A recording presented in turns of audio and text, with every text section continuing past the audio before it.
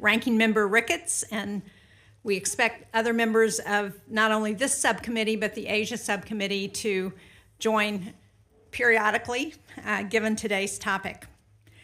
In early 2021, the European Union was on the cusp of signing the EU-China Comprehensive Agreement on Investment, stemming from a 7-year negotiation process that would have revolutionized trade between the two trading blocs. 2 years later, the European Union has made a significant policy shift on China, crystallized in a speech in March by European Commission President Ursula von der Leyen, who called for diplomatic and economic de-risking, her word, and for Europe to be bolder on China, which has become, and I quote, more repressive at home and more assertive abroad. This policy shift, which closer aligns EU and US policy toward China, is a welcome development. Like the European Union, the United States wants a relationship with the PRC that upholds the international rules-based order that has successfully advanced the global economy and human rights around the world. However, a series of events over the past few years, including the PRC's repression of its Uyghur population in Xinjiang, have made it clear that we cannot compartmentalize our relations with China. We must unite with our allies to protect our economies and our shared values. The urgency to align our approach toward China was made crystal clear when Russia launched an unprovoked and illegal invasion of Ukraine. Xi Jinping's decision to stand shoulder to shoulder with Vladimir Putin and declare that theirs is a partnership with no limits should be of concern to every democracy around the world. Russia's invasion highlighted the urgent need to align our policies closely with our allies, including the EU.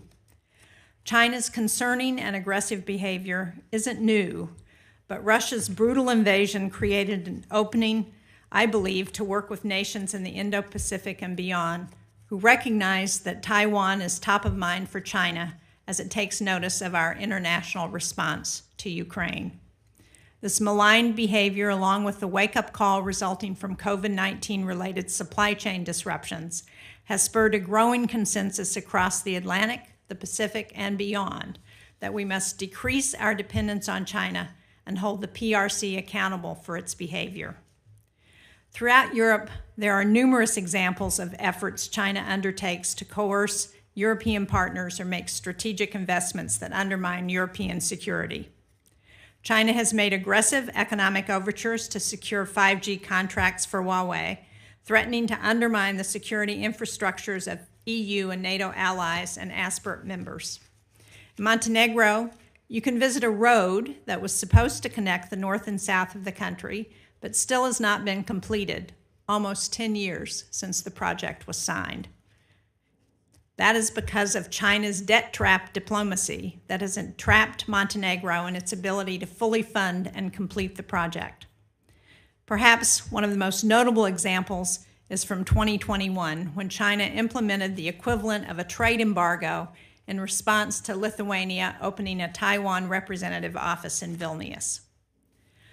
I want to emphasize that to fully understand the threats the United States and the world face from the PRC's increasing aggression, we need qualified and capable ambassadors on the ground around the world competing with Chinese interests, engaging with our allies and partners, and standing up for America's national security. The EU and our European partners are critical for our own nation's ability to address many elements of China's economic and security agenda. That's why diplomatic coordinating mechanisms such as restarting the US-EU dialogue on China and establishing the US-EU Trade and Technology Council have been instrumental. In addition to these efforts, the Transatlantic Alliance is prepared to address China's acute security, political, and economic threats. In 2022, for the first time, NATO's strategic concept recognized China as a threat to regional security. This unity of purpose in countering China is critical to protecting Europe's key infrastructure, including its ports, critical minerals, and telecommunications. I welcome the EU and NATO's efforts to broaden its definition of national security to include critical infrastructure. Now, today we've convened this hearing to foster a deeper understanding of how our European allies and partners view the China challenge, to assess PRC engagement with and intentions with respect to Europe and individual EU member states, to consider vulnerabilities that continue to threaten our collective security, and to explore additional tools and opportunities to harmonize the U.S.-EU policy with respect to the PRC. I look forward to our discussion today and exploring how this Congress can best support these continued efforts. With that, let me turn to the ranking member, Senator Ricketts. Great. Thank you very much, Madam Chairman. And thank you to all of our witnesses for being here today to talk about this incredibly important topic. The past 18 months have been some of the most consequential for Europe in the decades since World War II. When Vladimir Putin launched his illegal war, he started the largest conflict on the continent we've seen since World War II. Europe was largely caught off guard and is handicapped by its dependence on Russian energy. As a result, Europe has been forced to reckon with and recalibrate its approach toward its own security. Through our strategic and coordinated efforts on military and humanitarian support, as well as sanctions, the West has helped Ukraine resist this brutal aggression and repression by a despot. This is demonstrating the power of the transatlantic cooperation. The war in Ukraine has unsurprisingly resulted in the deterioration of Russian-European relations. However, it has also served as an inflection point in Europe's relationship with the People's Republic of China. Throughout Moscow's campaign of aggression, Beijing has opted to consistently provide Putin with economic and diplomatic cover, while turning a blind eye to Russia's atrocities on the Ukrainian people. While tensions between Europe and the People's Republic of China had already been on the rise, this no-limits partnership between Xi Jinping and Putin has finally raised alarms in Europe on the PRC's malign ambitions after years of focusing purely on the economic benefits of Chinese engagement. Encouragingly, leaders like EU Commission President von der Leyen have shown that some in Europe are waking up to the threat that the CCP poses. In March, von der Leyen proposed an ambitious course correction for Europe's economic approach towards the PRC, focusing on strengthening the EU's inbound investment screening and export control regulations, and a push for a new outbound investment regime. Additionally, the EU-China Comprehensive Agreement on Investment has rightfully been put on ice, and that should remain the case. And the EU, along with the United States, is far more focused on economic coercion after the People's Republic of China's restriction of Lithuanian goods as punishment for allowing Taiwan to open a de facto embassy there.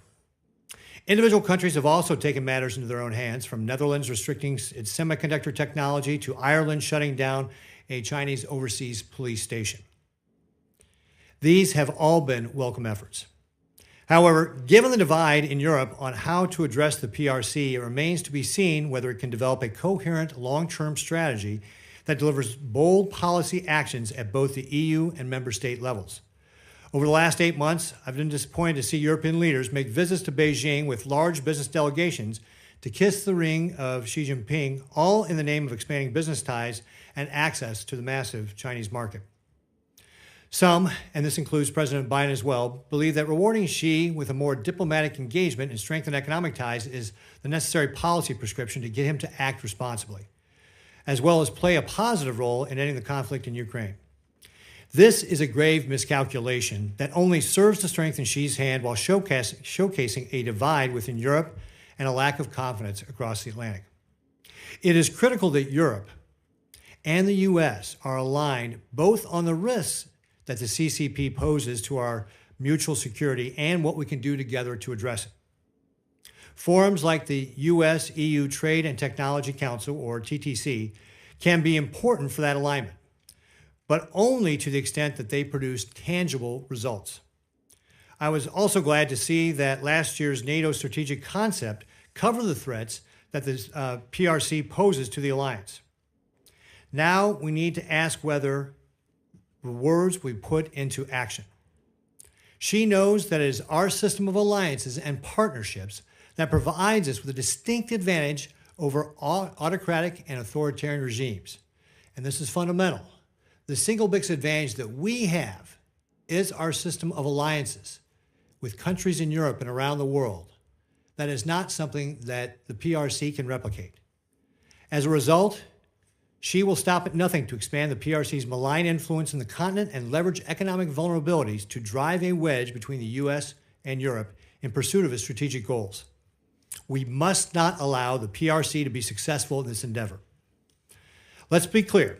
There can be nuances in our approaches, but there cannot be an urgency gap between us.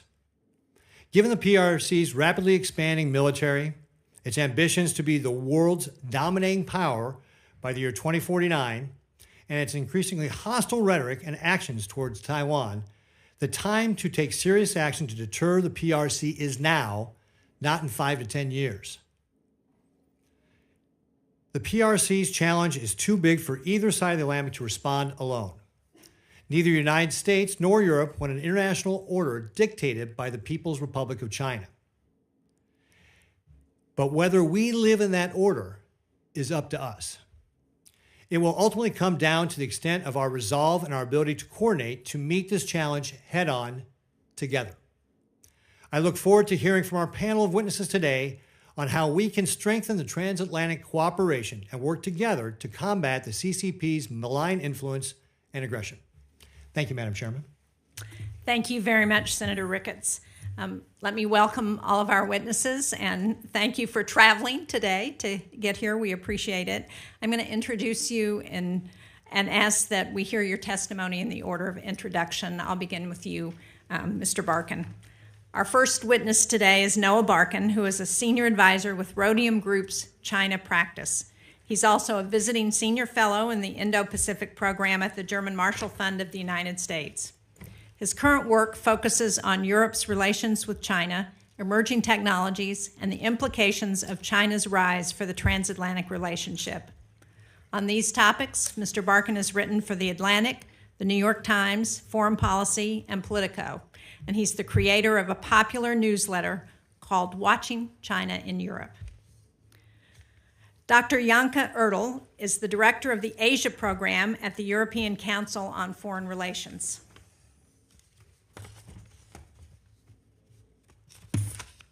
She previously worked as a senior fellow in the Asia program at the German Marshall Fund of the United States Berlin office, where she focused on transatlantic China policy, including on emerging technologies, Chinese foreign policy, and security in East Asia. She's published widely on topics related to EU-China relations, U.S.-China relations, security in the Asia-Pacific region, Chinese foreign policy, 5G and emerging technologies, as well as climate cooperation. Thank you. Andrew Small is a senior transatlantic fellow with the Asia program at the German Marshall Fund of the United States. His research focuses on U.S.-China relations, Europe-China relations, and broader developments in Chinese foreign and economic policy. He's testified before the U.S.-China Economic and Security Review Commission and both the Foreign Affairs Committee and European Parliament. Andrew is the author of No Limits, The Inside Story of China's War with the West, and the China-Pakistan Axis, Asia's New Geopolitics. Thank you all for being here. I will ask you to begin, Mr. Barkin. Chair Shaheen, Ranking Member Ricketts, distinguished members of the committee, thank you for the opportunity to talk to you today about transatlantic cooperation on China. Europe's relationship with China has been worsening for more than half a decade, mirroring the decline in relations between Washington and Beijing. In past years, European concerns centered around issues of economic competitiveness and market access, but they have since broadened to encompass worries tied to human rights, economic coercion, strategic dependencies, disinformation, and security. Europe entered a new phase in its relationship with China following Russia's invasion of Ukraine in February 2022. The No Limits partnership sealed between Xi Jinping and Vladimir Putin in the weeks before the war began, and China's subsequent refusal to condemn Russia's aggression are cementing the view of China as a competitor and systemic rival in Europe. Importantly, the war has also increased awareness, both in European governments and corporate boardrooms, about the risks of a conflict over Taiwan. Today, there is an intense debate underway in major European capitals about reducing economic dependencies on China. European Commission President Ursula von der Leyen delivered an important speech on March 30th in which she argued for a de-risking of Europe's relationship with China. Over the coming months, Europe will begin the process of defining what de-risking means in practice. The hardening of Europe's line can obscure differences that exist between 27 EU member states and, in some cases, within individual European governments. On the hawkish end of the spectrum are a group of Eastern European countries led by Lithuania, which promote a values-based foreign policy. At the dovish extreme is a country like Hungary. The largest EU states, including Germany and France, fall somewhere in between. As we saw on President Emmanuel Macron's recent visit to China, France stands out for its support for European strategic autonomy, which is code for an independent Europe that is not overly reliant on China or the United States. Germany stands out for having what is by far the closest economic relationship with China of any European country. According to new figures from Rhodium Group, German firms accounted for 84% of total EU FDI into China last year. Germany is also the country in Europe where the debate over relations with China is the most intense. Chancellor Olaf Scholz's coalition is divided over how far and fast to go in recalibrating ties with China. Still, it is fair to say that the win-win economic narrative that has fueled close ties between Berlin and Beijing in recent decades is increasingly being eroded by conditions on the ground in China and competition from Chinese firms in core German industries like autos. I'd like to conclude with a few observations about transatlantic cooperation on China. First, I believe we have seen a great deal of convergence between the US and Europe over the past 2 years on the language that is being used to define the challenges posed by China. In recent months, we've seen senior officials on both sides of the Atlantic embrace the term de-risking, and we've seen officials distance themselves from the idea of a full-blown economic decoupling from China. Second, this alignment is more than just rhetorical. There is a growing transatlantic consensus on the need to reduce dependencies on China, diversify to other markets, and improve the resilience of supply chains. Third, the US and EU have created a series of structured dialogues on China. In recent years, the US-EU Trade and Technology Council held its 4th ministerial meeting in Sweden last week. China also features in discussions at NATO and the G7. Fourth, the war in Ukraine has pushed the US and Europe closer together and focused minds in Europe on the risks of a conflict in Taiwan. That said, it is wrong to expect perfect alignment between the US and Europe on China. The US is an incumbent superpower. It plays a vital security role in the Indo-Pacific, and it is not a collection of countries with different interests like the EU is. As a result, it sees China through a different prism than Europe does, and its response reflects this. There is no appetite in European capitals for containing or isolating China, and there are concerns in some capitals about what is perceived as an overly confrontational approach from some corners of Washington, particularly on the issue of Taiwan. There is a consensus in Europe that despite the growing strains, but also because of these strains, one must continue to engage robustly with Beijing. As a result, we've seen a flurry of visits by European leaders. I am convinced that building transatlantic convergence on China and limiting the risk of divergence depends on robust engagement between the US and EU on trade, technology, and security policies that are at the heart of the challenges presented by Beijing's policies. This will include building a positive transatlantic narrative, including on trade and investment, that is not only about China. It will require that the US look beyond the daily noise on China policy that is coming from 27 EU member states, and remembering Europe is not a monolith.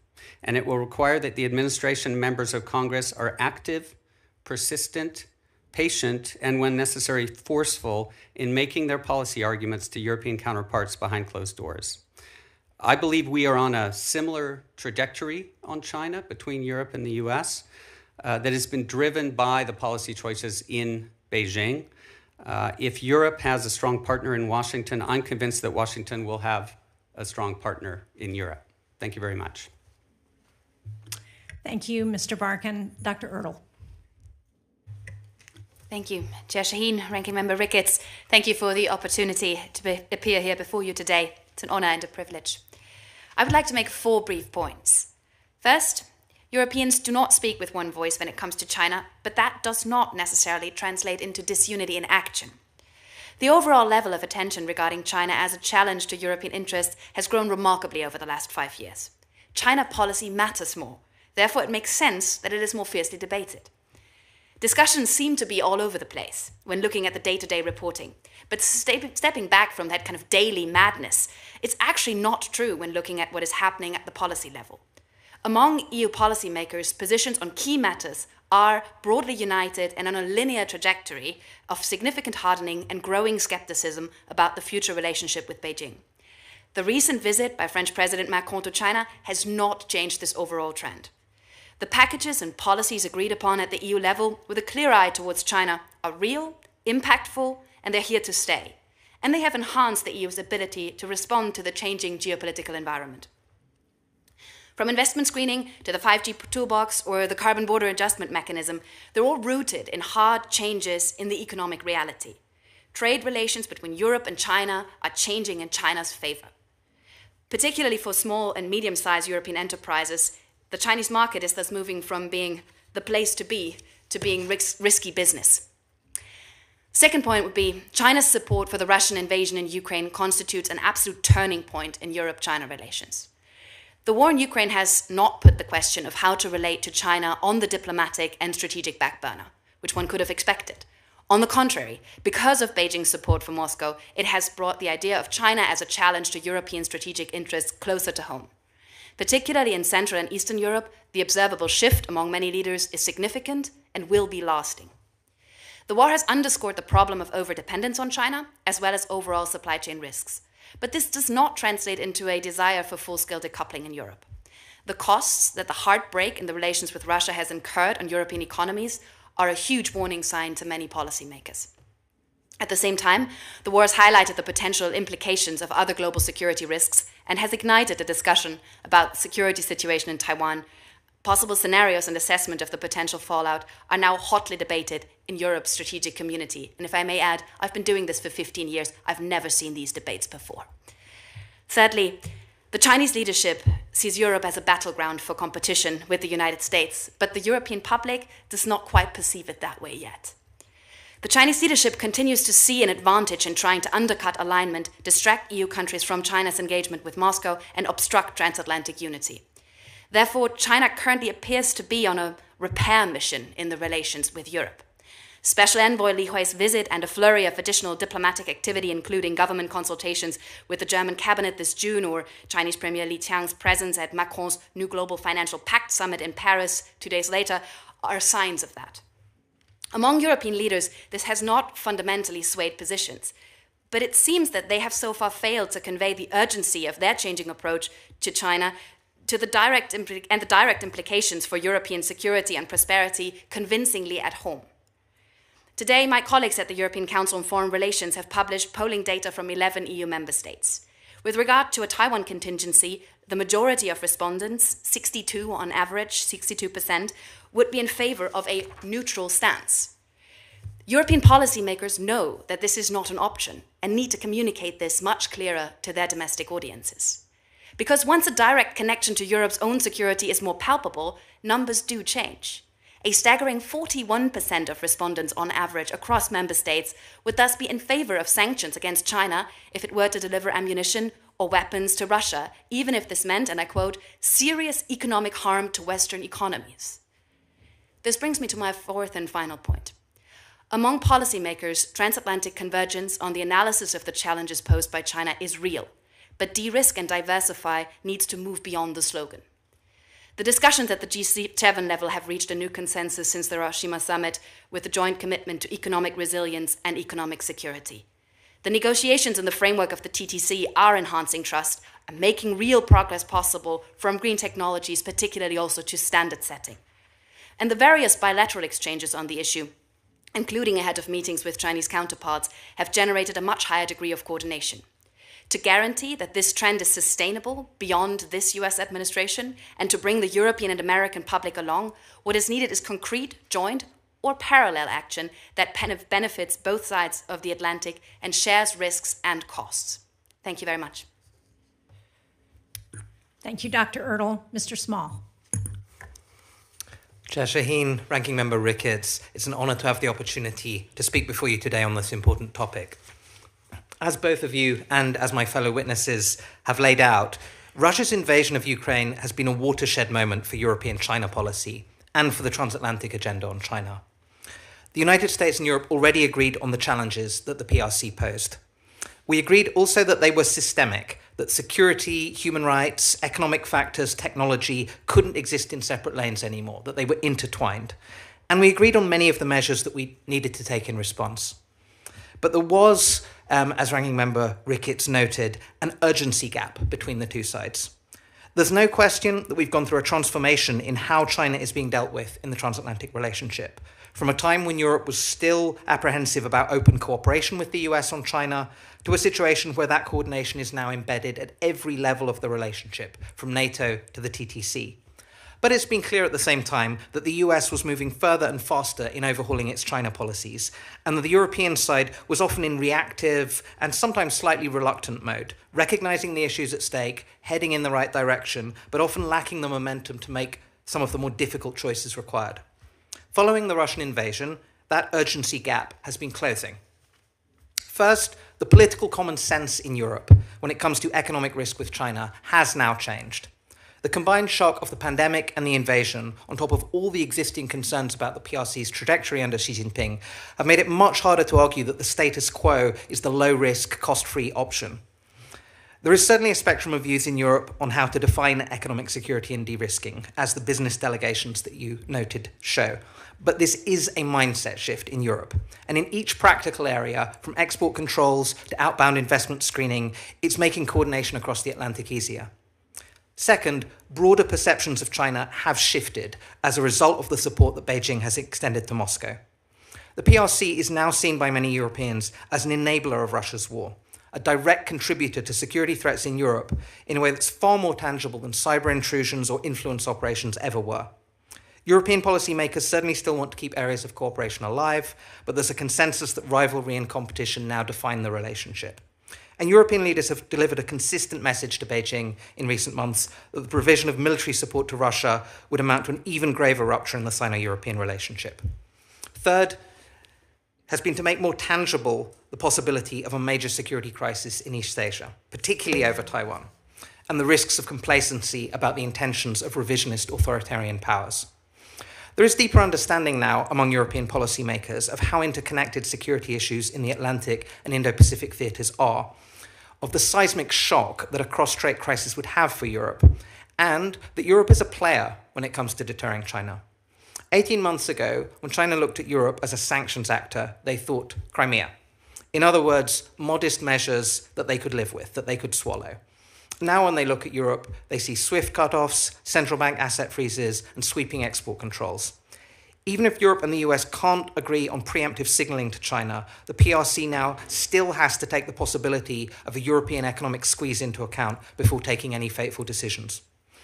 Beijing sees all of these developments with concern and is trying to undercut or at least slow them down. The PRC wants to make cooperation with the US for Europe as costly as possible and incentivize European acts of distancing. It wants to ensure that there's no red lines crossed when it comes to European cooperation with Taiwan. And right now, China is exceptionally focused on trying to maintain European openness for Chinese access to advanced technologies, where Europe has become even more important to the PRC since the US semiconductor export controls from last October. And, of course, what Beijing thinks is coming next. Ultimately, though, the PRC has decided to accept some level of collateral damage to its relationships in Europe as the price for deepening ties with Moscow. In the wider struggle that the PRC understands itself to be engaged in with the United States, Xi sees the partnership with Russia, even a weakened Russia, offering greater strategic benefits than any other relationship. And China is realistic about where it sees the Europeans landing in this geopolitical landscape. The Chinese Communist Party's internal documents have long referenced Western hegemony, Western values, and Western hostile forces as the focus of its animosity. But Xi spoke openly in March about Western countries that have implemented all-round containment, encirclement, and suppression. The PRC will do what it can to limit the damage to its position in Europe, as Beijing's caution about the Russian request for lethal aid indicate. But it is simultaneously steeling itself for a contest with the West, not the United States alone. The coalition that the United States needs to build to address the shared challenges posed by China span multiple domains and geographies. We still have a long way to go on the transatlantic agenda, but we've reached a far deeper level of coordination on China than looked plausible a few years ago, and I think that will continue to be the trajectory in the years ahead. Thank you for your time. Thank you all very much. We will begin a round of questions, 5 minutes for each of us, and we will go in order of anyone else who comes in after Senator Ricketts and I begin. I want to start with this map of Montenegro because all of your testimony spoke to movement in Europe, and I think one of the reasons for some of that movement is not just the war in Ukraine and a recognition of what's going on in China, but it's also a reflection of China's behavior in some of our European allies. And this map shows one of those examples that I talked about in my opening statement. It's a road in Montenegro that was supported through China's Belt and Road Initiative with funding from the Export-Import Bank of China. It was supposed to connect the north and south of the country, begun back in 2014, and Montenegro signed a nearly $1 billion deal to do that. Now in red, you can see where the project is completed, but the blue parts show the still incomplete sections of the project. And it not only highlights the challenges that Montenegro has had because of their need for capital and infrastructure investment, but it also shows the challenges that China has had in trying to do what it promises to countries like Montenegro who have signed up for the Belt and Road Initiative. I have to say it's a little baffling to me that in March, Montenegro signed up for yet another infrastructure project deal with China for a road. But again, I think it reveals some of the vulnerabilities that China has. We also have a map on the other side that shows the European countries that have signed on to China's Belt and Road Initiative. And again, the darkest ones signed up earliest, and we're still seeing the gray sections where we are not sure where they are at this point. But certainly the movement that we're seeing in Europe is going to affect those countries as they think about their futures. So I would ask you all, within Montenegro and the EU, what are some of the lessons that have been learned by the EU from this kind of a project so that they avoid becoming targets of Chinese disinformation, of debt trap diplomacy? I don't know who would like to begin. Maybe let me start a little bit broader, because you want to talk about the lessons of this, and I think the Western Balkans is one of the reasons why we have a sincere discussion about China's role, also with regard to the future rebuilding of Ukraine, for example, which I think is closely connected to that, and where a conversation should start transatlantically immediately, and how to set kind of guardrails for that in the future, just as a footnote, because I think it's really important. I do think that a lot of the lessons have been learned at the EU level, but these are member state decisions that are often very much driven by national domestic interest, where there's always changes in government, where new decisions can be taken, and where a kind of linearity of, or the lessons learned will not necessarily be taken forward, but because these are based on domestic political appeal. So for the kind of the future, it is more important that within the EU there are decisions on critical infrastructure taken, as you have laid out initially, because I think honestly, it is more surprising to me that in 2023, a decision can be taken by the German train, Deutsche Bahn, to have their entire IT infrastructure built by Huawei. Then it is surprising to me that a debt-ridden country is willing to take on a loan from China to build an important infrastructure project. So this is where I would like to kind of put the emphasis on in the conversation, because I think if we focus too much on projects in the Western Balkans or in other regions where they're kind of limited financial scope that need to be dealt with and that can be dealt with at the EU level, we actually need to look closer into the heart of the EU. Well, so before we go on to address that, so answer that question about Germany and why Germany is willing to make that kind of because there's still no understanding of the fact that there is a real risk attached. And moving the heads of people into the zone that there are real strategic concerns. This deal did not have to even be flagged to any authorities because it wasn't considered critical infrastructure. So I think there is a mindset shift at a top level that we have seen, but it hasn't trickled down across the entirety of the system. And we still are in a situation where there's a lot of worry, particularly in Germany, about making China mad, making them uncomfortable. There is a lot of interest in just connecting and having good business relations going. So I think there is a bigger problem there sometimes than we see. And it's easy to finger point at the 16+1, 14+1 that they're now. We like to do that in Berlin as well, but actually it needs to start closer to home. Thank you, Mr. Small. You were going to add to that. Yes, thank you. Just to add a couple of points to this. So when one looks at that map that you laid out of the Belt and Road countries, one also thinks back to an era of the Eurozone crisis and the biggest phase of Chinese investment in European infrastructure. And I think that has been a lesson that has been taken on board very seriously, particularly through the pandemic. The number of policymakers who said we must not repeat the mistakes of Piraeus, we must not repeat the mistakes that we made of squeezing a number of these countries in terms of their fiscal space and putting them in a position where they either feel they have to take Chinese investment or they feel they want to play the China card with Brussels, with Berlin, with whoever else. I think that's something that we have seen much less of in the last period of time. One of those countries, of course, Italy, is currently considering withdrawing from its Belt and Road MOU, which I think is reflective as well of how the tide has turned for much of Europe. I think there's, of course, a very different question when we're talking about the Western Balkans, when we're talking about countries on Europe's periphery, where I think some of these issues have not yet been successfully resolved. Of course, there's all the funds on the EU side, which still dwarf any of the money that comes in from China. This isn't a kind of competitiveness space in terms of the resources that are put on offer. It's just, and this is going to be an endemic problem, there are going to be countries that want to do some of the problematic political deals that are involved. I think some of this, when it comes to EU accession negotiations, for instance, means putting these issues up front. This is, as Janka mentioned, something that when it comes to Ukraine is going to be important potentially in future. But I think there's also an understanding, particularly now, which I think is the hardest moment that the Belt and Road has faced since it started. I think there is an understanding of the level of crisis that it can put countries in, the toxicity of the debt that makes it harder to negotiate with other creditors.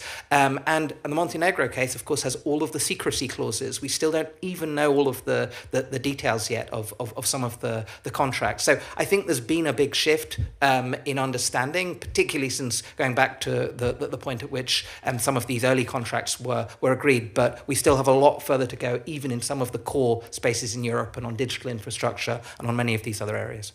Well, thank you. I would like to explore some of those points some more, but I will turn it over to Senator Ricketts next. Thank you, Madam Chairman. One of the things that we saw that I touched upon in my opening remarks was how Europe has had to react to the Russian invasion of Ukraine with regard to their energy. My understanding is in the years prior to this invasion that U.S. officials have been warning Europe about their over-reliance on Russian energy and what that could mean if there was a crisis, and by and large were dismissed as almost being laughed out of the room, but just saying that's not going to be a problem, it's never going to happen. But then, of course, we have seen that it has happened, and it is, as I mentioned earlier, caught them off guard, and they've had to scramble to be able to realign their energy mix and where it's coming from.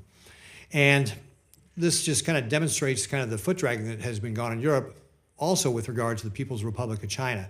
Obviously, Ursula von der Leyen's speech was very good. It looked to start getting away from this methodology of calling them the PRC partner, competitor, rival, and talked about de-risking. And at the TTC summit, Swedish Prime Minister Kristersson said, I think the U.S. has been a few years ahead of Europe, but I think very many countries now realize this is not the time for naivety. So I think that there's movement there, but the question gets back to the matter of timing. The PRC has been increasingly hostile and aggressive in its rhetoric toward Taiwan. We just saw this past week where a PRC destroyer had a very close call with an American ship, obviously on purpose, being very aggressive in its maneuvers.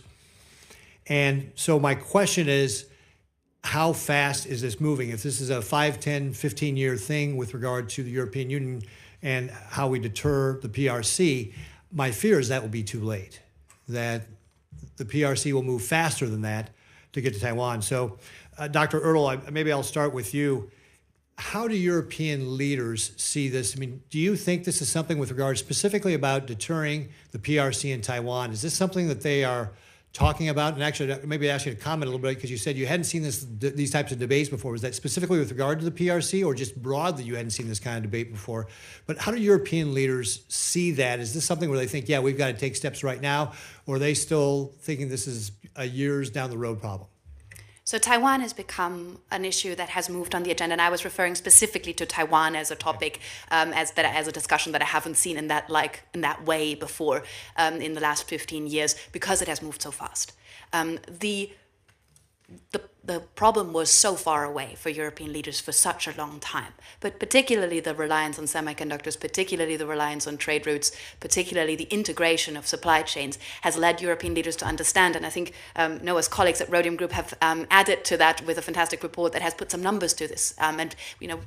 When you give European politicians the actual cost of a crisis, that does change the logic a little bit.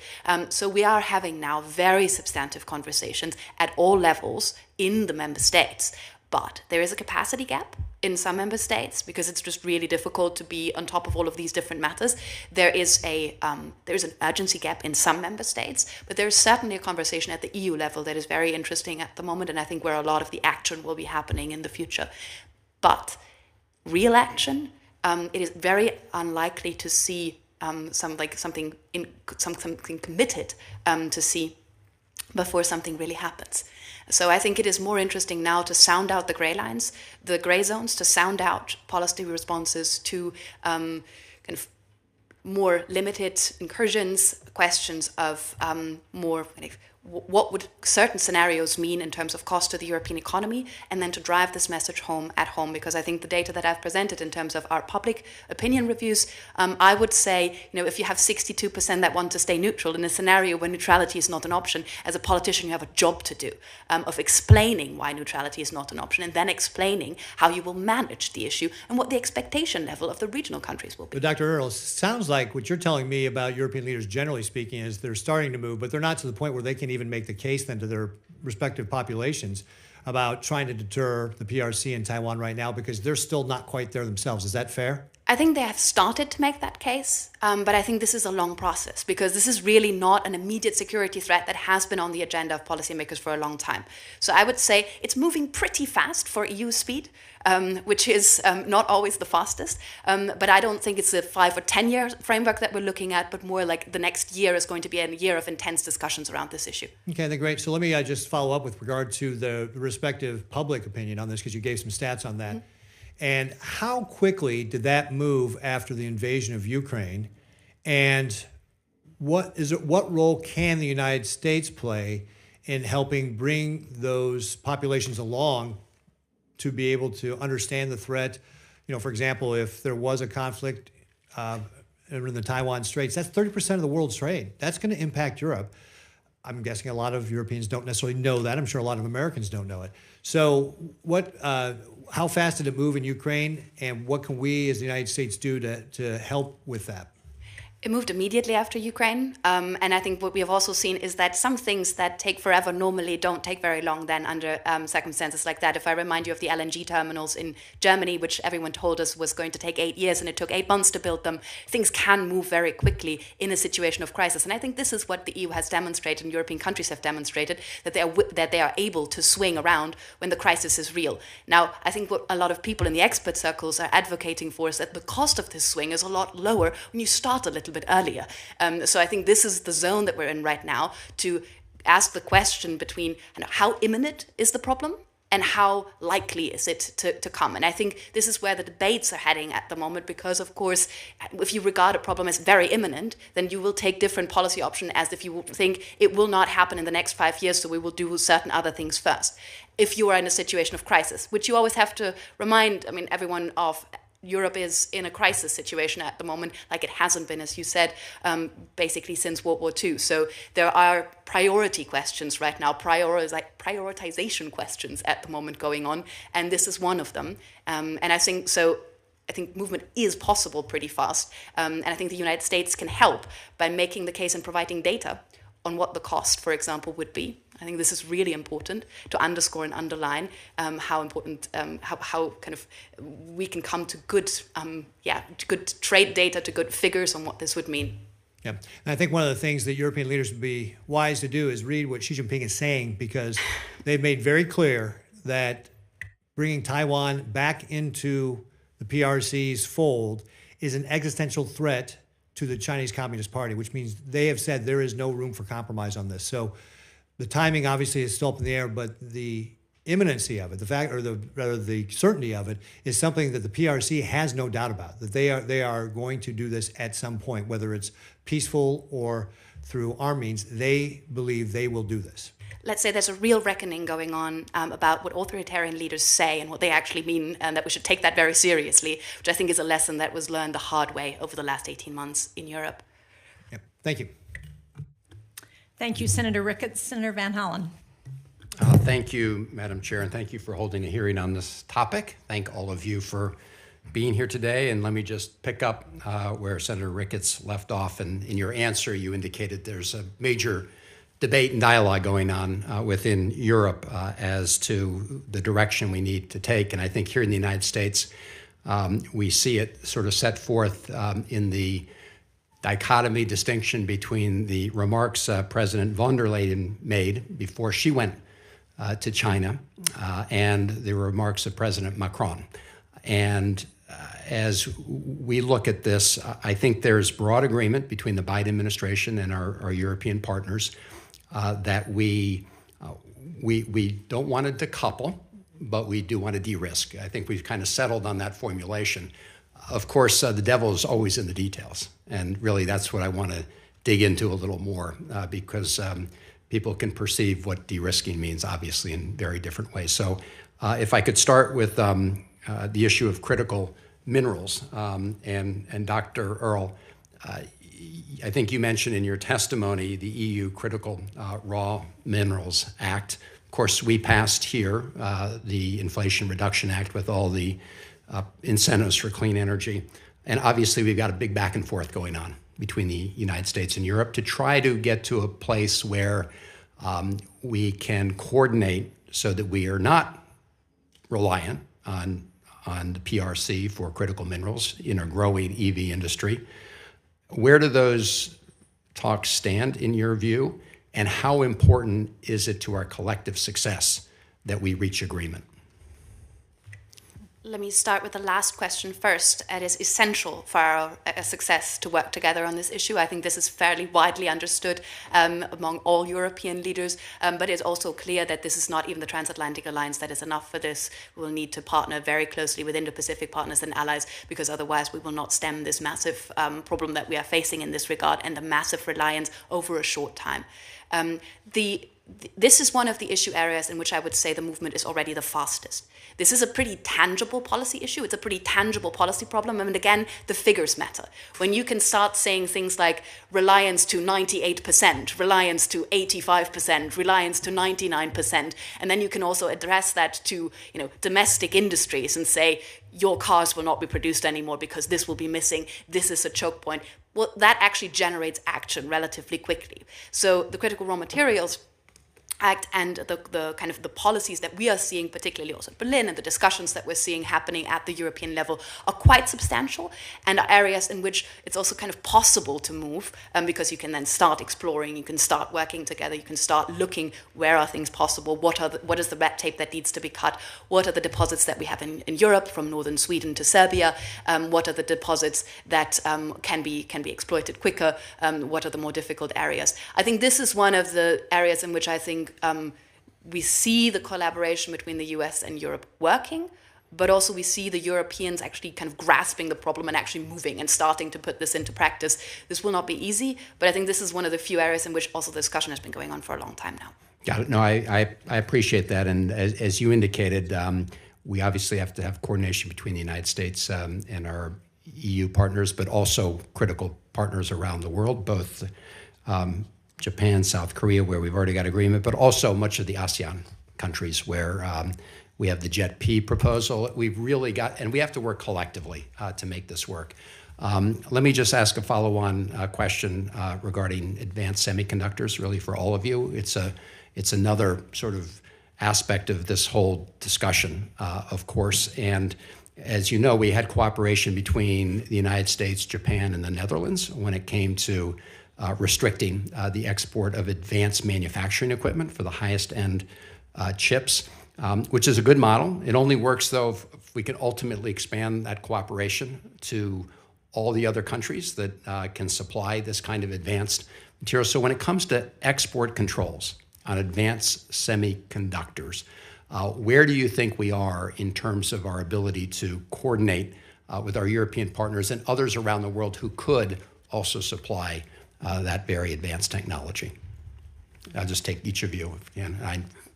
This is Senator von Hollen, a very important question. I think when I look at the issue of de-risking, I think you can break it down into several parts. There's supply chain resilience, there's protecting critical infrastructure, and then there's technology transfer to China. And I think on the issue of export controls, it's going to be difficult with Europe because Europe is not a single entity. Export controls policy is in the hands of the member states, the 27 member states. So it was the Dutch that decided to go along with Japan and the United States in preventing one of its biggest companies from sending semiconductor manufacturing equipment to China. Now every country in Europe, and I know that officials in Berlin are thinking about this right now, but what Europe really needs is more coordination between its member states, developing a common policy, being able to sit down with Washington and discuss these issues. Something that Janka mentioned earlier, I think, which is a real issue, is a lack of investment in sort of the people who are doing the research to find out the details of the technologies, et cetera. So I think we have here in Washington a whole of government approach, everyone pulling behind this. I think the October 7th export controls that were announced, I don't think anyone in Europe, whether it's a European member state or the European Commission, could have come up with a document like that. So they need to invest in the resources, they need to coordinate better so they can sit down and talk at eye level with the United States on these issues. Thank you. Appreciate it. Thank you, Senator Van Hollen. Senator Duckworth. I guess the time's up. I'll follow up with you. Thank you, Madam Chair. I'd like to thank all the witnesses for appearing here today. You know, it was not long ago that many European countries viewed their engagement with Russia in primarily economic terms, and it took this largest conflict in Europe since World War II to convince them that security matters had to be given equal or greater weight in their policy deliberations. And similarly, there is, as you've all described today, continued division within Europe on how much to emphasize cooperation, particularly economic cooperation, vice strategic competition in European relations with the PRC.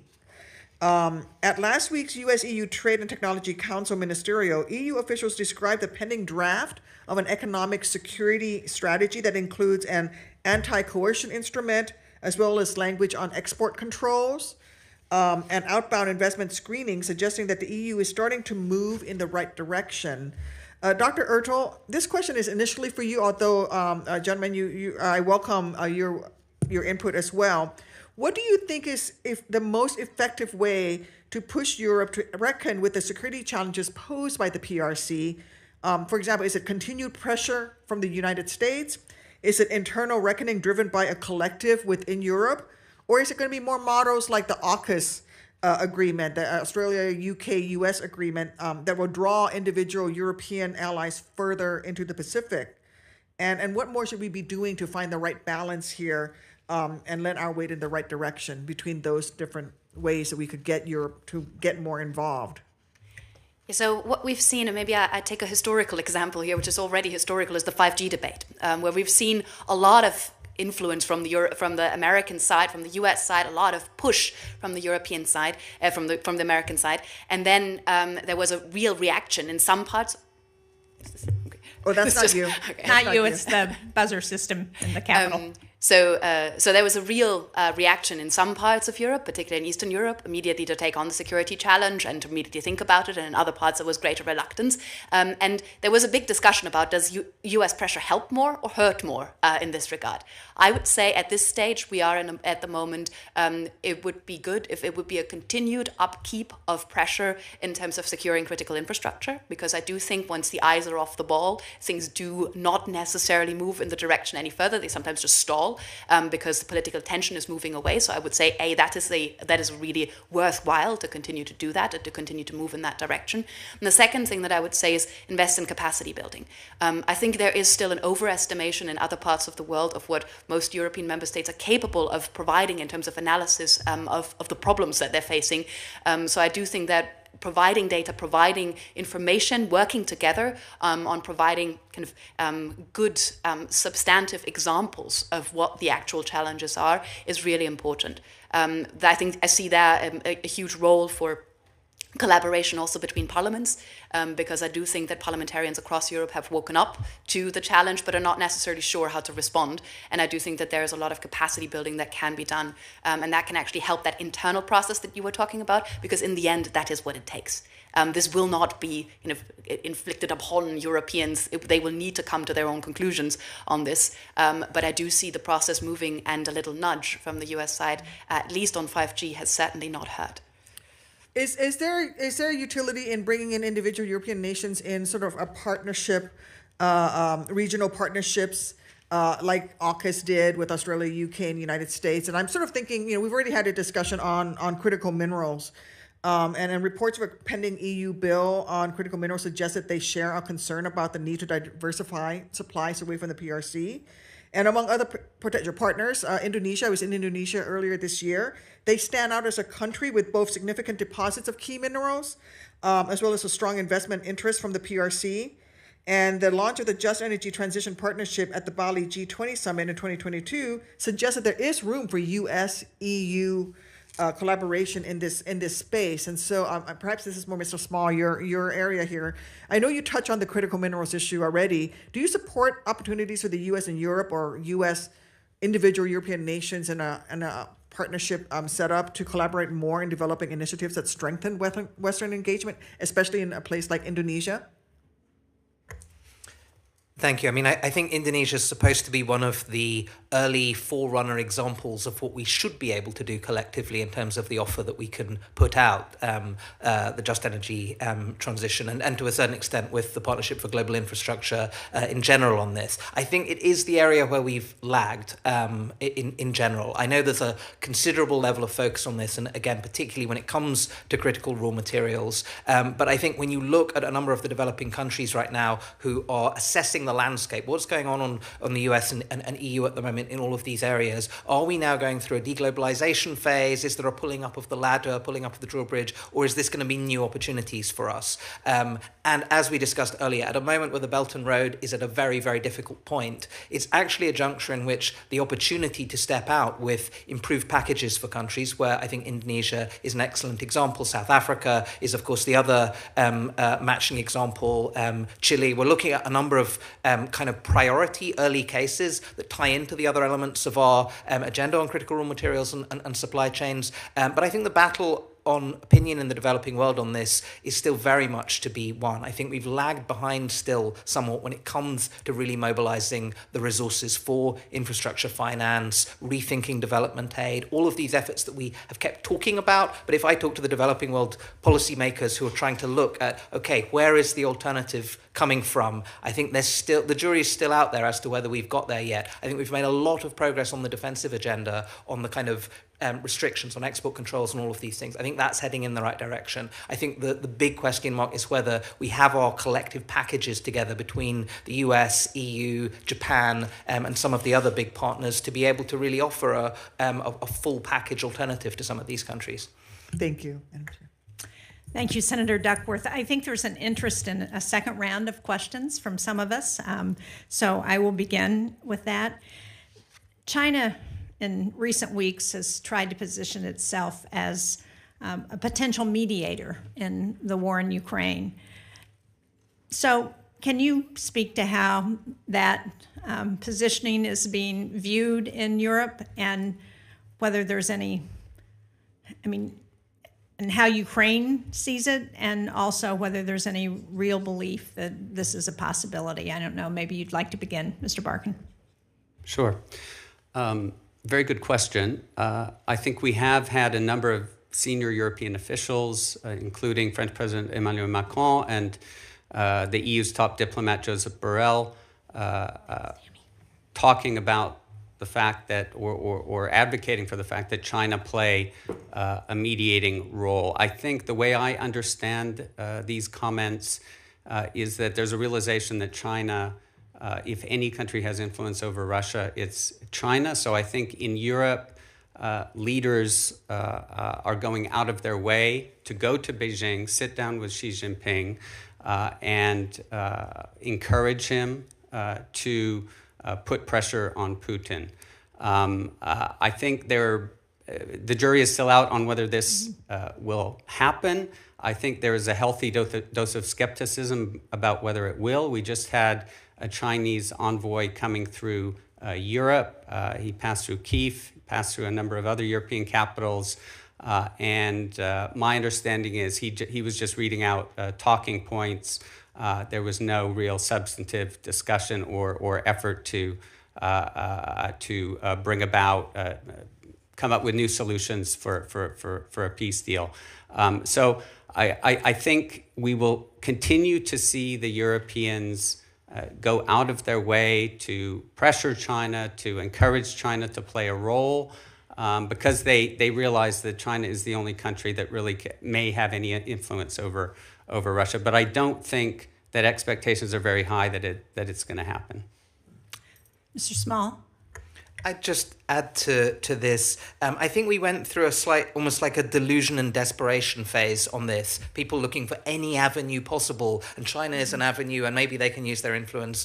I think we've had a dose of realism, particularly after Xi Jinping's visit to Moscow. Chinese diplomats were briefing that this was going to be a peace mission and things like that. And Xi Jinping did not even want to pretend that it was a peace mission. It was just a deepening of relationships trip again. I think we're rather moving into almost a call China's bluff exercise as well. With this, they've laid out a peace plan. Do we reject it out of hand? Not a peace plan, a 12-point proposal. It's not really a peace plan. But do we pick and mix a few of these, prod China harder? That was what we saw in the joint document during the Macron visit. And I think also a concern, as the other element of your question hinted at, not to be out of line with where Zelensky is on this, where I think he at least wanted to play along with this exercise on China's part. I don't think anyone thinks it's going to lead anywhere, but I think also no one wants to, at the moment, give China the out of saying, we came up with proposals and they were all rejected. So I think there's very little faith in this amounting to anything. There is a question of China being brought in at a later stage of the process, perhaps in the summer, whether the Russians may want to pull the Chinese in at this stage. That means that there is still some value in exchanges and talking to the Chinese about that. The French are doing that in particular at the moment. But I do think most of the illusions about the role that China might play on this, we saw a little bit of distancing when Xi Jinping met Putin at the Samarkand summit, I think, and the statements on nuclear weapons use. Every time China makes a statement on nuclear weapons being stationed abroad, you then see what happens the next day with Belarus. I think people understand what this amounts to now, but I think they still think it's worth going through the process. And do you agree with that, Dr. Oertel? I think it's really important to understand that this is the one issue where the Europeans are also really concerned that China will go a step further, and where the message consistency of the visit of Sanchez, Macron, Olaf Scholz, Annalena Baerbock and von der Leyen, it was all the same message of saying it is a red line for Europeans if China were to deliver ammunition or arms to Russia. And I think this is really important because I think that shows also in the polling data that we've seen, once European leaders are consistent in their message, are clear in what they want from China, there's also public support for these positions among the European public. And I think this is something where we can define that pretty clearly, and that's the key point on Ukraine at the moment. Avoid that from happening and signaling that very clearly that Europeans are willing to bear cost for that for deterring that from happening. I think all of those points make a lot of sense and they're really important. What do you think the view is of China's engagement in a post-war Ukraine? Because obviously there are going to be significant costs to rebuilding Ukraine, and how do you think the Europeans view China's role in that, or do they see that China has a role? I think there continues to be a mismatch here as well then in terms of expectations. I think there is the thought that China will be willing to engage in the reconstruction process. And I think China will be willing to engage in a reconstruction process, but on Chinese terms and not necessarily on the terms that the Europeans would like to see. So I do think that this is where it meant we need to be very clear early on, despite the fact that we're actually not talking about rebuilding Ukraine at this moment, because at the moment it is still being destroyed as we're seeing today. It is still important to talk about what the guardrails would look like and what the Ukrainian positions on this would be, because fundamentally this will also be up to the Ukrainian government to decide. Yes, Mr. Small. And I'd just add briefly, I mean, of course, we know that China doesn't really do serious development aid. If China was coming to the table with vast sums of money that were grants, I think there would be a different debate on this. We're going to be talking about other forms of financing on the Chinese side. So that's one issue that's there, even in some of the discussions. We have to go to all of the debt-related problems that we've already talked about on this. The second thing is, I do think there is going to be a question, a sort of clever game that's played of if China invests, this will prevent Russia from taking future action. We've seen this from certain governments in the past that they think there'll be a sort of play, and I think I think this is a misplaced assessment. I think we've seen what has gone on with Chinese infrastructure and other investments. It will not be a matter of priority. But I think we're going to go into a debate phase on this. We're already in it. It's quite nascent at this point. I think it's going to be very important to shape it. And I think the US will have a very important role in shaping the understanding of that in Europe, because I think it's easy to slide into some quite problematic positions on that area while these discussions are taking place, I think, quite intensely about what the future shape of Ukrainian reconstruction looks like. Thank you. Senator Ricketts. Great. Thank you, Madam Chairman. So I wanted to talk a little bit more about the TCC. This was something that was created by the European Commission and the Biden administration in 2021 to create a non-binding forum that would put the European Commission in the driver's seat versus, say, member states or the European Parliament. And obviously, it's just that. So my question, and maybe Mr. Barkin, I'll direct this to you, is there any meaningful action do you think will come out of the TTC? And given the fact that it's a non-binding organization, are there changes to it that we could do something to see non-binding, or is it just really going to be a place where the U.S. and the EU can get together and have conversations, but that's really going to be the end of it? What's kind of your thought on that? I think the TTC is hugely important. I think we need to adjust our expectations. There's a ministerial meeting every 6 months. We can't expect big deliverables at every meeting. I think we need to view this as a process, but we also have to set priorities. I think we have 10 working groups at the moment. I think a lot of resources are being poured into this.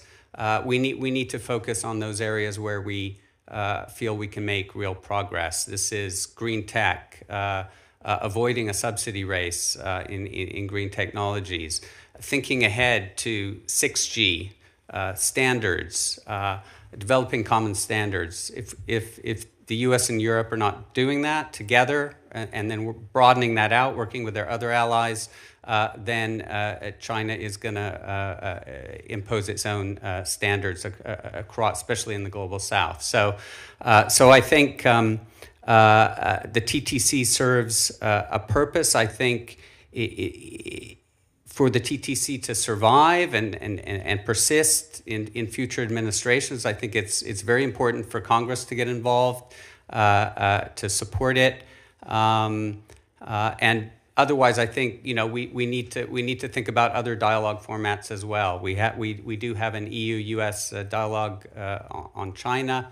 That is also something which is valuable. They are talking about Taiwan there. But we need to keep these dialogues going and think about them long term, not expect deliverables every few months. So, but more around, I would say what you're describing is going to be more kind of the background, maybe foundational stuff to be able to prepare to de-risk as far as the PRC, but not something that is going to come out and say, hey, here's the things we're going to do specifically to deter the PRC. Is that fair? Well, I think the TTC, we have a bit of a divergence because I think the U.S. sees the TTC as mainly a discussion about China, and I think Europe would like to keep China out of it for the most part and talk about trade and technology cooperation, positive cooperation without that focus on China. I think in the last TTC ministerial in Sweden, China did come up quite a bit. There's obviously a pushback against China's non-market policies. Coercion is also an issue in the TTC. But I think the two sides need to not litigate past problems. They need to think about the future. What do we want to do with 6G? Looking out 5 to 10 years ahead, and I think it is something that the EU and US they need to take a long-term view on this. They can't be thinking we're going to deliver something every few months. All right, great, thanks. So, Mr. Small, I'd like to talk a little bit about NATO. In June of 2022, NATO came out with their strategic concept document that listed the PRC as one of the strategic priorities in a systematic challenge to the Euro-Atlantic security for the first time. Obviously, the PRC took issue with that and made threatening statements and so forth. Tell me a little bit about what you see about how that can work out, and especially with regard to some of the Asia-Pacific countries like South Korea, Japan, Australia, New Zealand that attended the NATO summit. And how do we, because we've mentioned about bringing in those Indo-Pacific partners in, how can NATO work with that to bring that together, and how do you think that works with the PRC? What kind of response will we see from the PRC? Thanks very much. So, I mean, I think you have got these two almost distinct tracks, the AP4, even though the countries don't like being called the AP4 track, and how we can kind of deepen and integrate security between the Indo-Pacific and the Atlantic theatres, where I think we'll see some more progress at the Vilnius summit. I think there's been a lot of prep in the last period to try to think through what's the next phase of these partnerships. I mean, some of these were initially structured around almost arrangements that have been put in place around Afghanistan further back in time with some of these countries. And I think it's only really been in the last couple of years that we've moved into this new phase of, we may yet see the office in Tokyo. I think there's a few other steps that are being envisaged there on the AP4. But I think actually the more important piece of it has been integrating China thinking into NATO in general. And it's been really lagging behind as an institution until this was pushed by the US a few years back to suggest that the institution needs to take this up more seriously. And a lot of the benefits of doing it are actually invisible. I think it's a lot of what is being achieved at the moment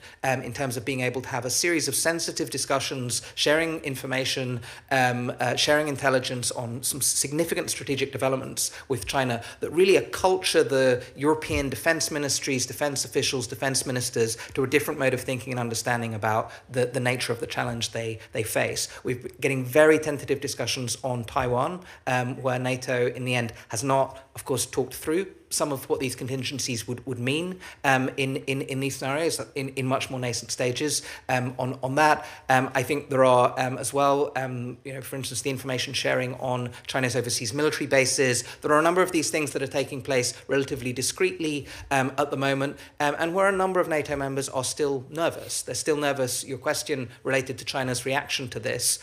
We are, of course, at a juncture in which China has spoken much more openly about NATO, much more critically about NATO, and in the No Limits joint statement with Russia, explicitly supported the two Russian treaty proposals that would have called essentially for a rollback to the stationing of alliance troops that essentially predates the end of the Cold War. So I think there is a nervousness from some countries about how visibly NATO is assuming this role. I think it was very impressive that we were able to get this language through, but to get the institution to think seriously as well about the conjoined threat of China and Russia, to integrate the thinking across the institution, to think through, for instance, on infrastructure issues, military infrastructure, and some of the challenges that we've had on the digital side there. I think it's been a really useful exercise, but there's a large portion of this agenda that's going to be taking place in a non-NATO context as well. I think there are still a number of NATO members that will still want to see pieces of the security agenda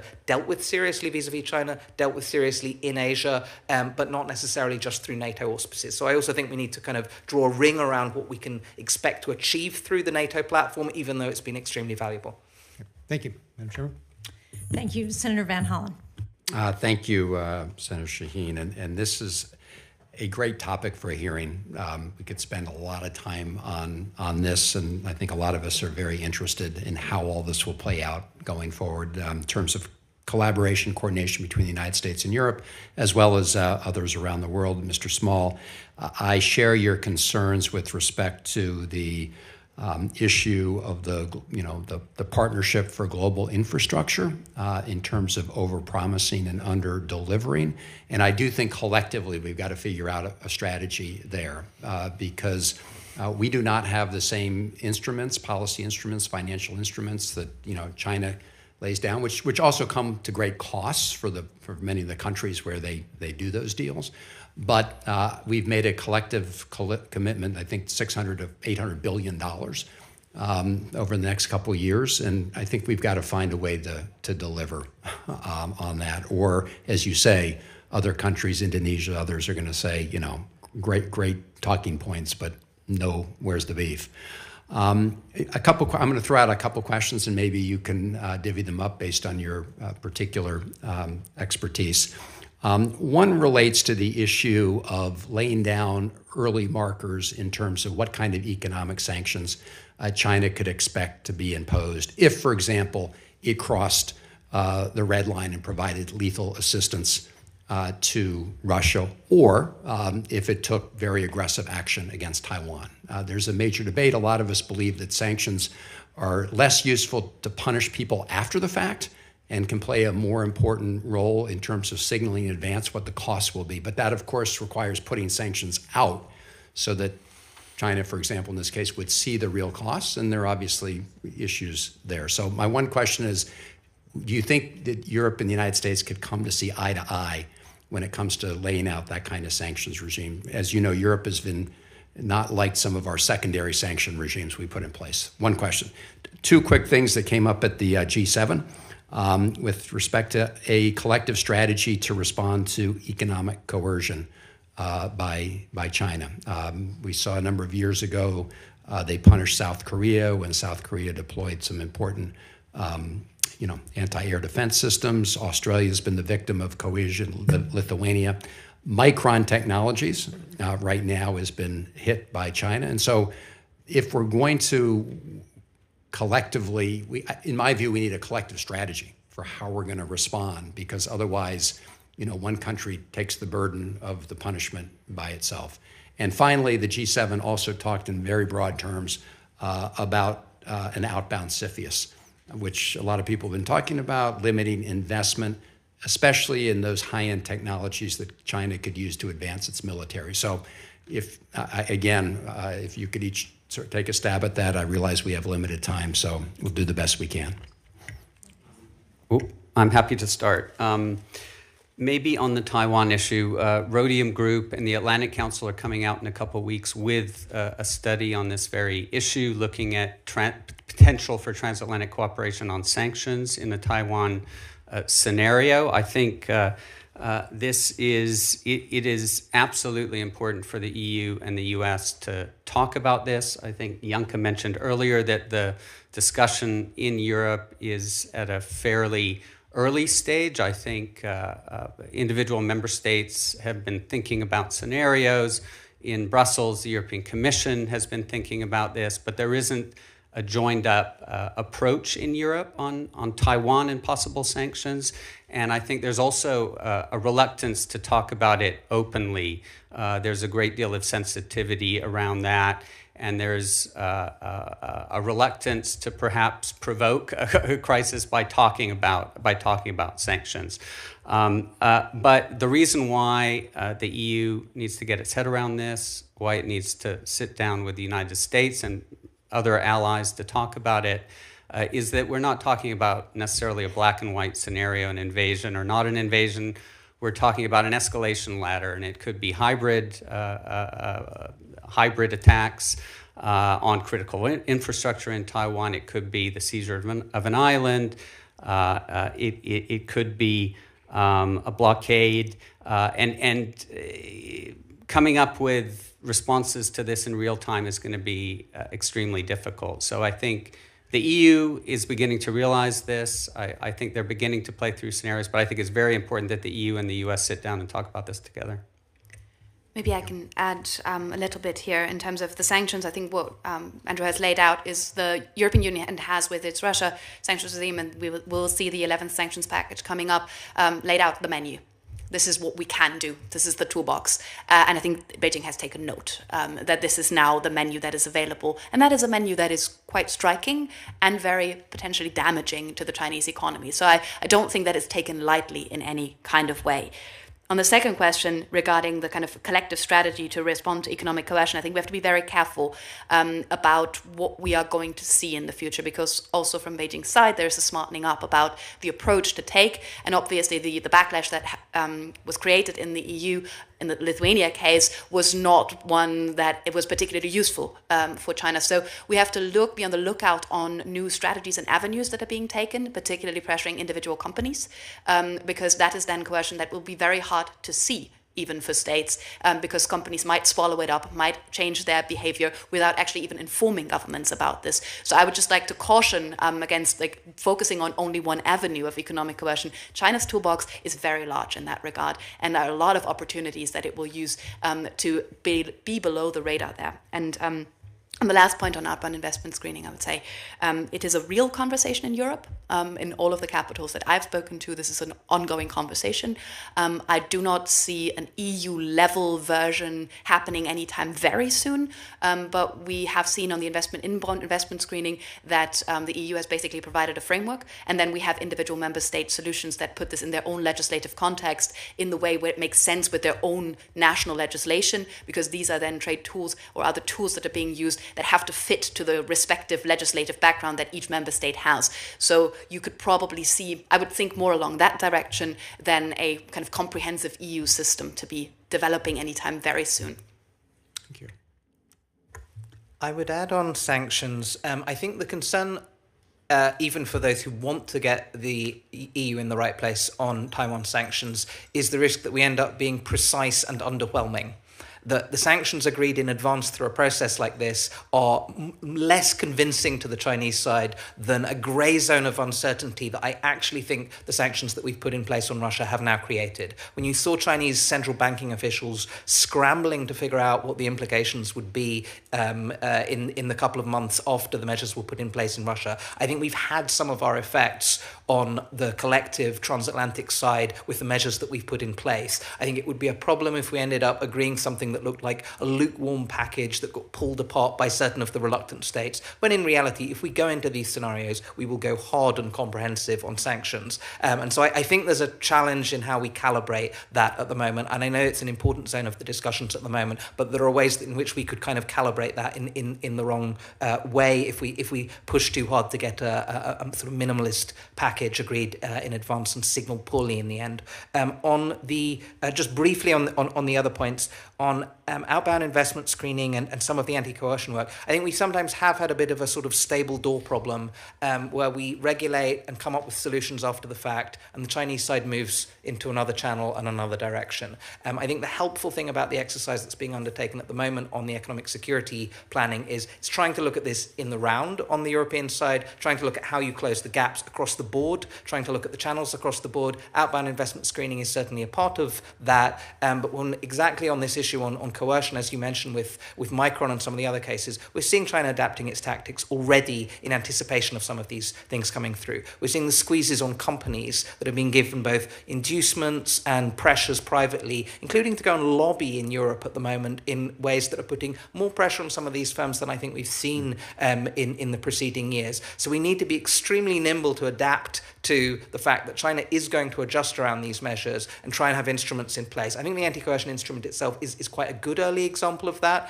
but we're going to face this running tactical set of adjustments on the Chinese side on these areas, and we need to be careful not to be drawn into a multi-year negotiation process on coming up with these instruments, and then the Chinese on the flip of a coin have moved on and are getting the same effect through other means. Thank you so much, and thank you, Madam Chair, for your indulgence. Thank you. I actually still have a few questions. So if you all have another round, feel free to stay for that. We've talked about the economic means by which China influences countries in Europe, the Belt and Road Initiative, the diplomatic efforts, the coercion. But we haven't really talked about the information space. And one of the areas where I think we have seen China in certain places be able to influence outcomes is through disinformation and manipulation of information. How much are we seeing that in Europe, and how much of a concern is that for EU and the European countries?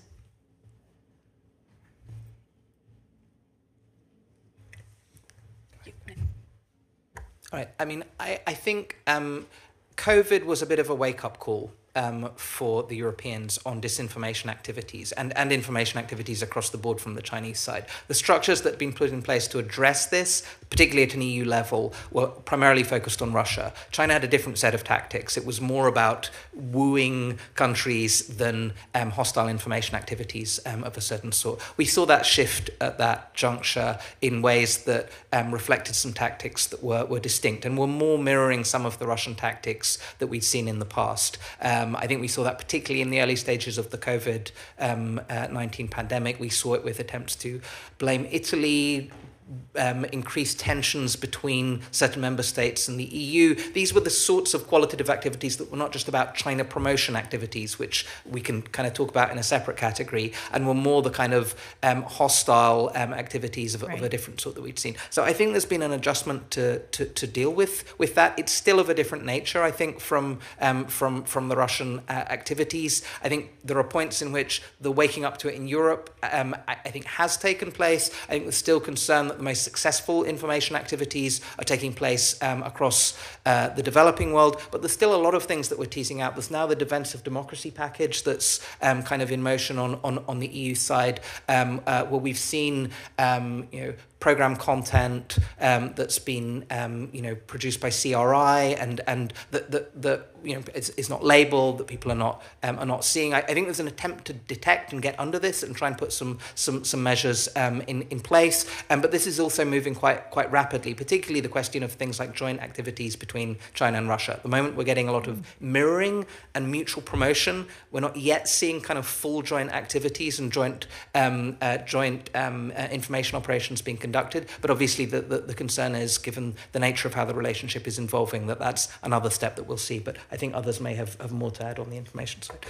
I was hesitating for one moment because this is a very specific field at the moment, because it requires very specific knowledge of the respective member states' individual policies.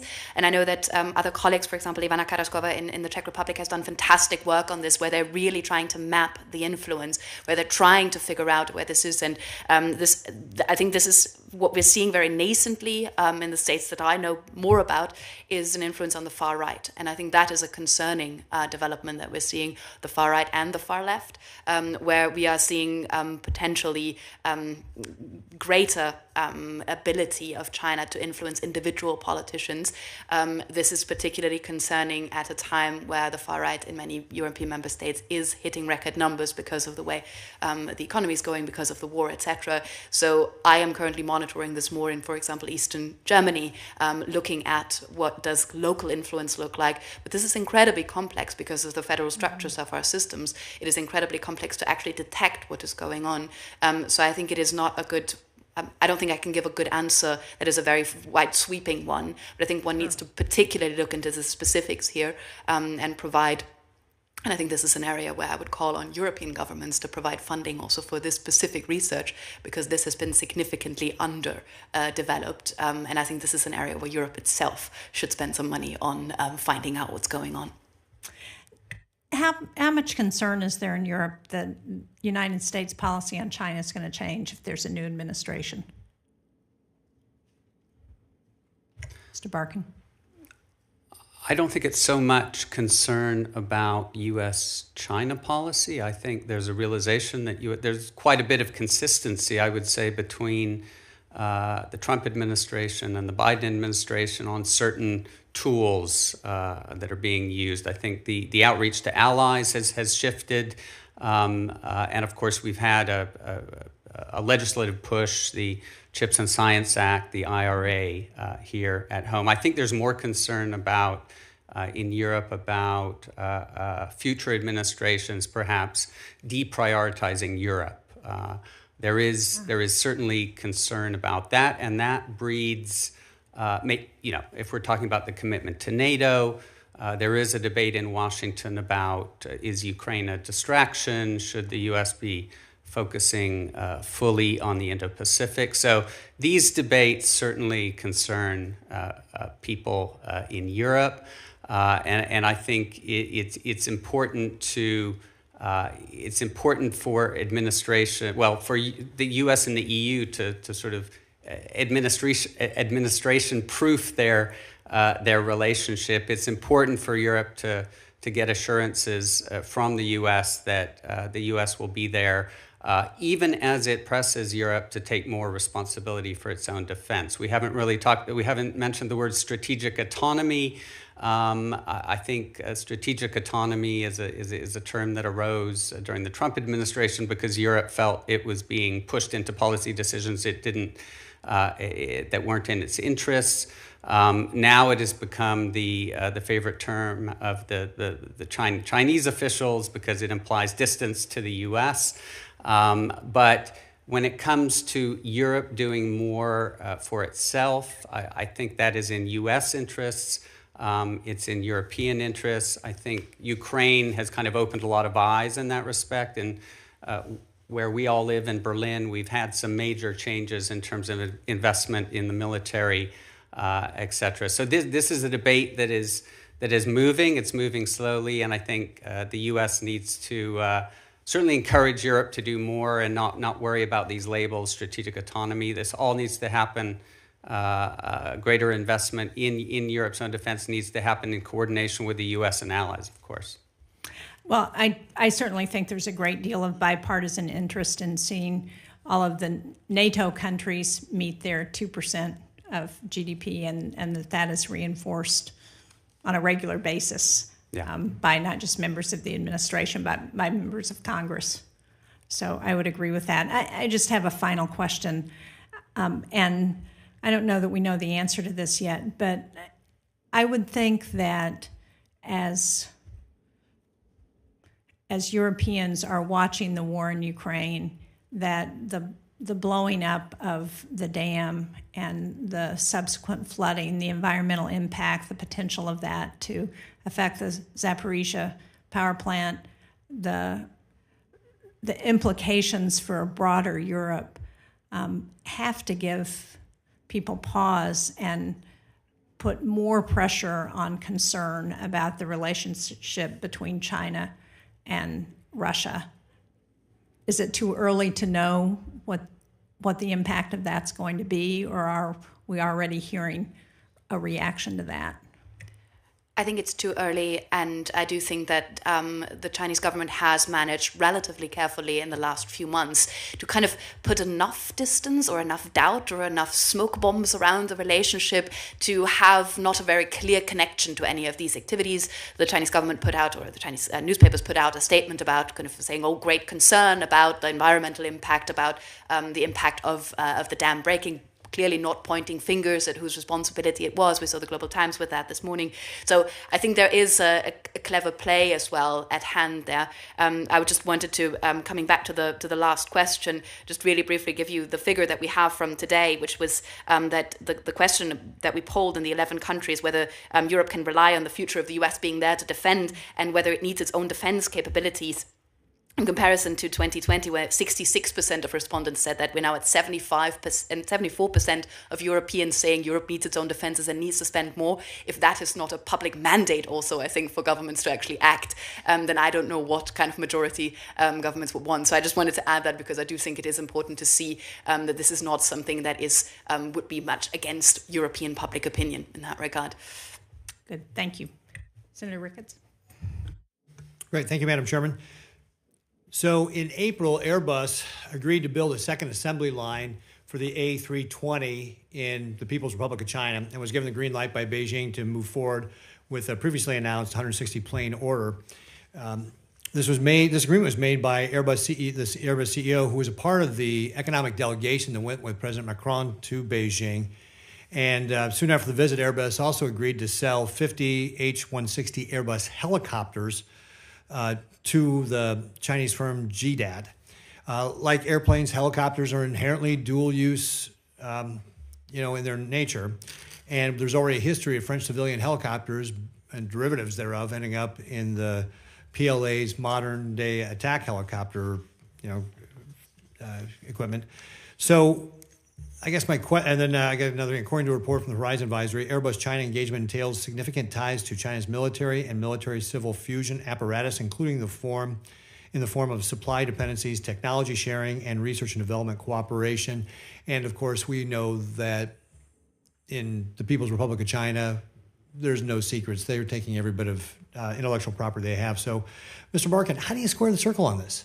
That we're talking about de-risking, and yet Airbus goes forward with a deal like this. What are we supposed to think about this in the United States?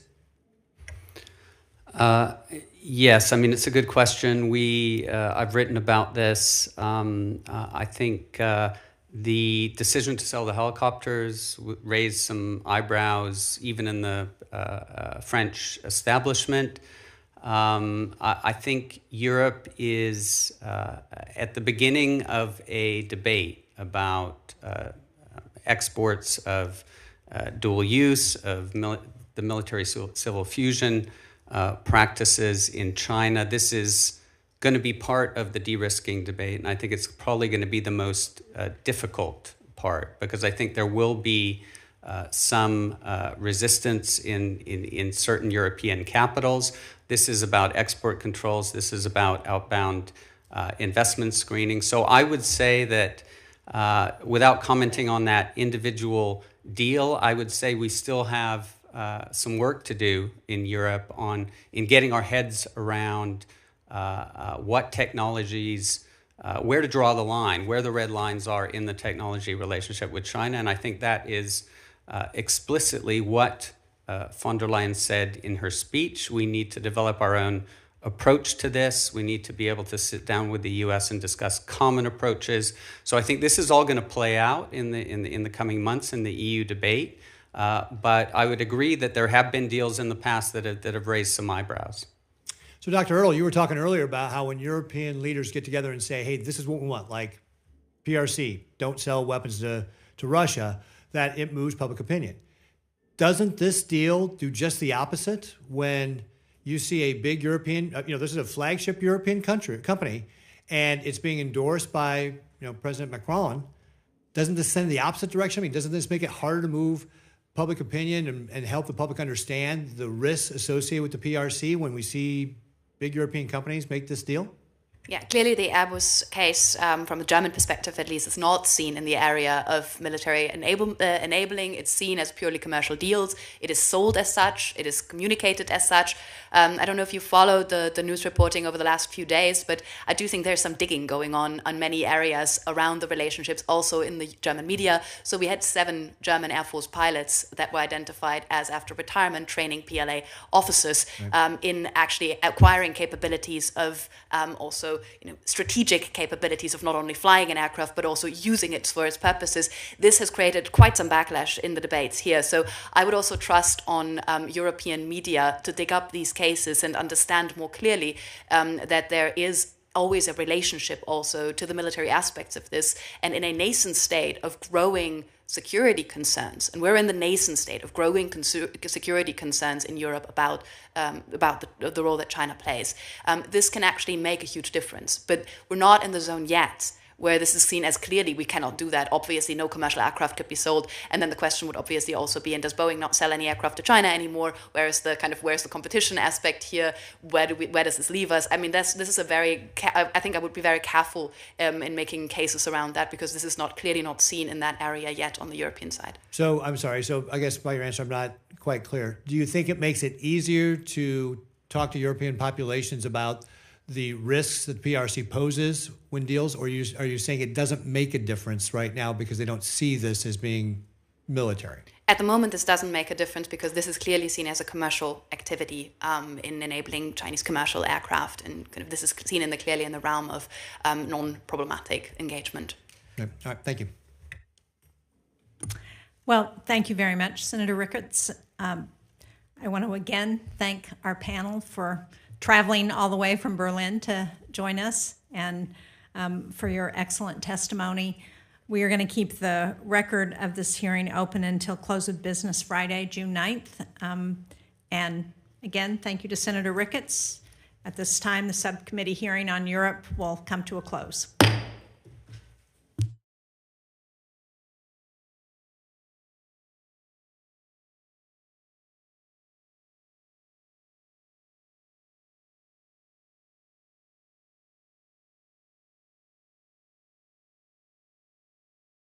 A Russian man claiming to hold top-level secrets about Russian advanced bombers has just turned up at the U.S. southern border, seeking asylum.